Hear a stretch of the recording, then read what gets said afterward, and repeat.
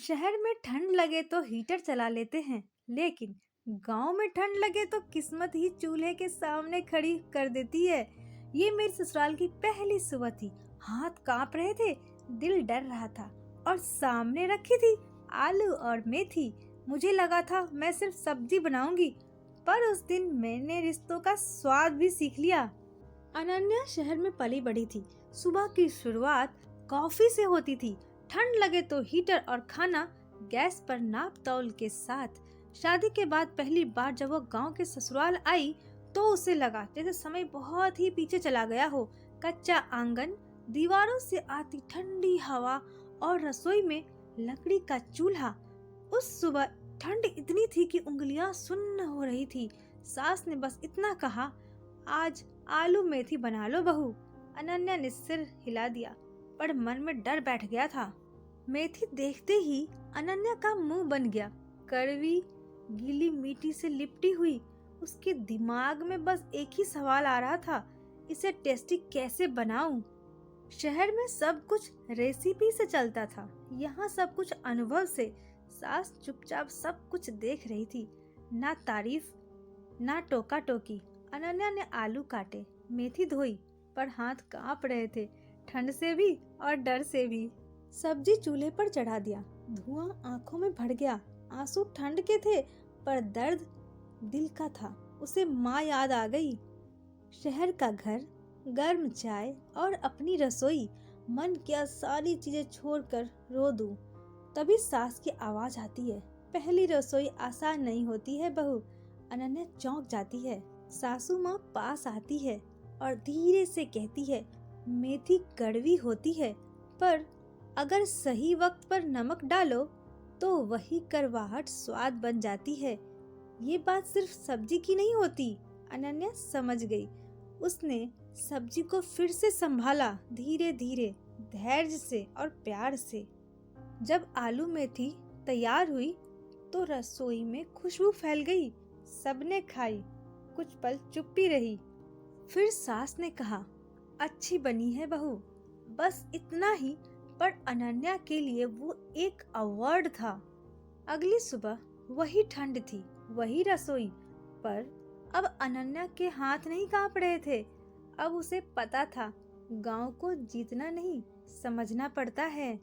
उस दिन के बाद अनन्या ने महसूस किया कि गांव की रसोई सिर्फ चूल्हा और बर्तन नहीं होती, वहाँ हर आवाज का मतलब होता है।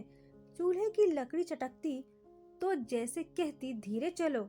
उबलती सब्जी सिखाती, वक्त दो। अगली सुबह ठंड और तेज थी, आंगन में ओस जमी हुई थी। अनन्या उठी, बिना किसी के कहे रसोई में चली गई। इस बार उसके हाथों में डर नहीं था। उसने मेथी की बंडल उठाई, पत्तों को ध्यान से अलग किया। अब उसे करवाहट से चिढ़ नहीं हो रही थी। उसे याद आ रहा था कैसे शहर में वो हर चीज जल्दी चाहती थी।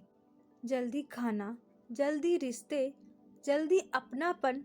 लेकिन यहाँ सारी चीजें धीरे धीरे होता था। सासू माँ रसोई के दरवाजे पर खड़ी थी, पर कुछ कह नहीं रही थी, बस सारी चीजें देख रही थी। अनन्या ने उनकी तरफ देखा और हल्की सी मुस्कान दी।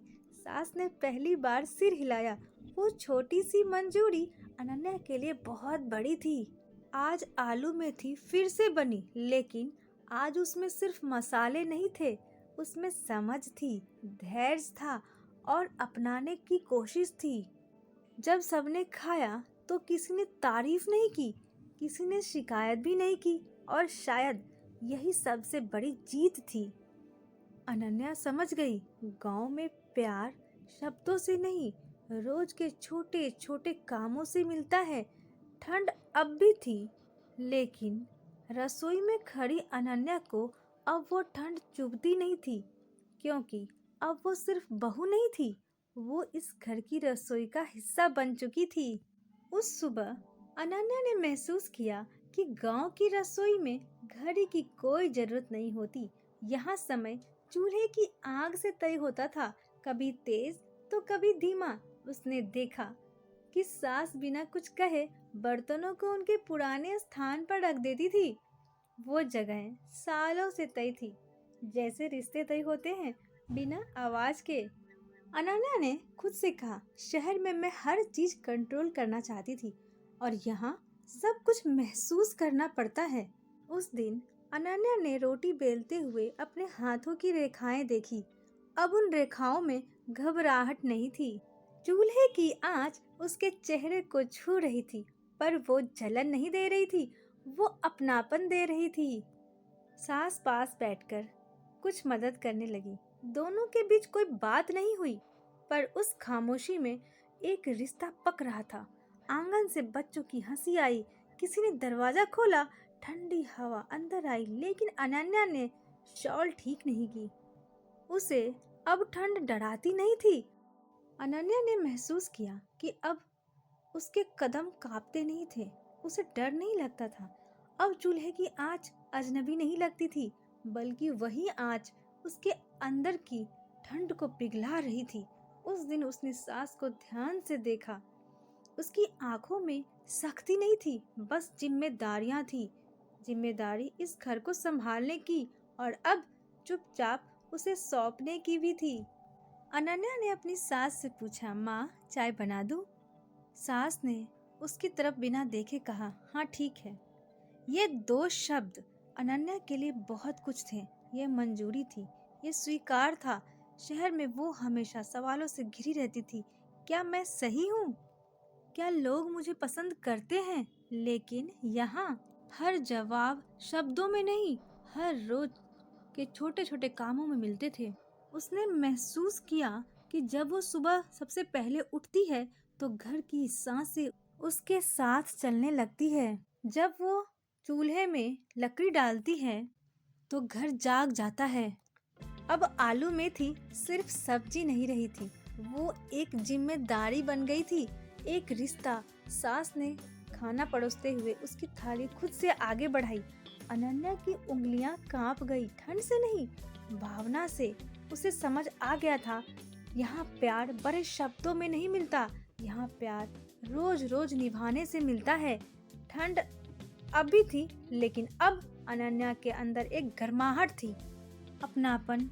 और उसी गर्माहट में वो जान चुकी थी कि हर रिश्ता पहले कड़वा लगता है। तो दोस्तों, इस कहानी के माध्यम से मैं एक प्यारा सा संदेश देना चाहती हूँ। हर रिश्ता पहले कड़वा लगता है, पर अगर धैर्य और प्यार मिला दो तो वही रिश्ता घर बन जाता है। दोस्तों, वीडियो को फुल वॉच करें और हाँ, अगर आप मेरे चैनल पर नए आए हैं तो चैनल को सब्सक्राइब करना ना भूलें।